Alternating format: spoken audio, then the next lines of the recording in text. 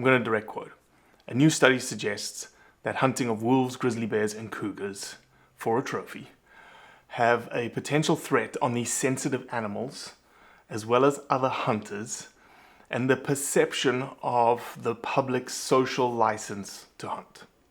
Now, there's a lot in that statement that causes me concern. There's a lot to unpack, but I'll say this. That one statement is now being used to ban hunting across the board in British Columbia.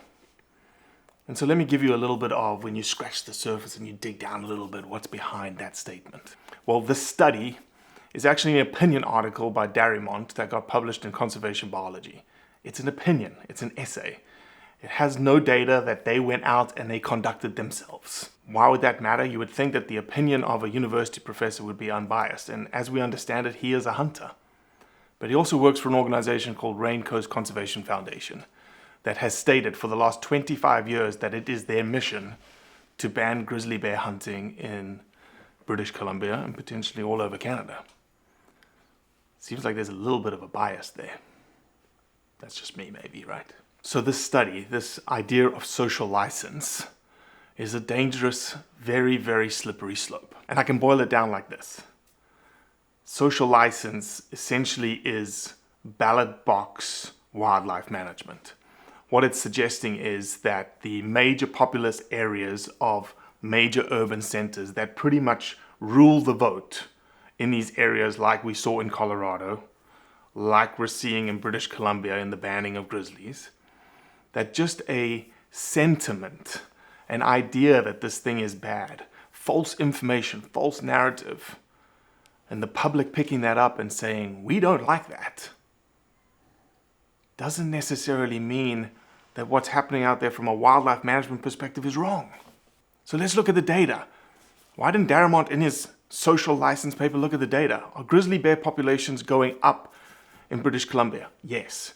Are the incidents of human-wildlife conflict with grizzly bears going up since the ban? Yes.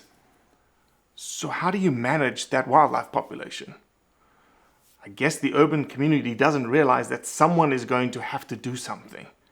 Professional contractors that likely are getting paid by the taxpayers of Canada now, instead of hunters paying the government of Canada to hunt those grizzly bears to reduce human-wildlife conflict. I get it. Look, there's no doubt that the blame for how we got to where we got to should be squarely on the shoulders of hunters. Our perception is bad, the PR around us is bad.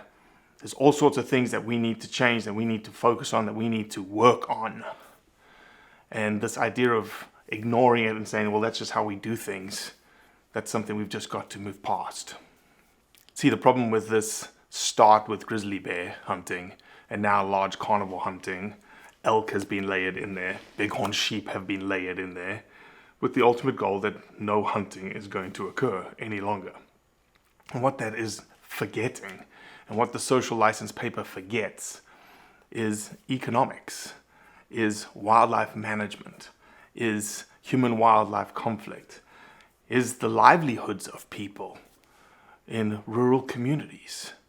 All of those things were never addressed, have not been addressed, because the agenda, as I noted in the beginning, is probably biased against hunting. So what can we do? What is the plan of action moving forward?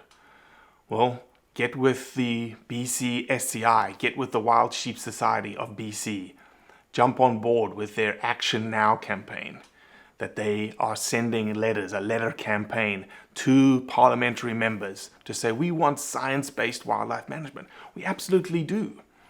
If the wildlife population numbers by science say that it's going down, we don't want to hunt that wildlife population. We want it to rebound. We want it to be sustainable. You can also think. That's probably your most powerful tool, is to think. Think about what you're posting. Think about what you're saying. Think about how you're interacting with someone. All of that's going to help us and shape our narrative moving forward. Lastly, do what's right when it comes to conveying the truth about hunting. Stand up, make your voices heard, but think about what you're doing. Think about how you're speaking. Think about who you're connecting with, who you're communicating with. Because essentially this lifestyle that we love so much is on the line.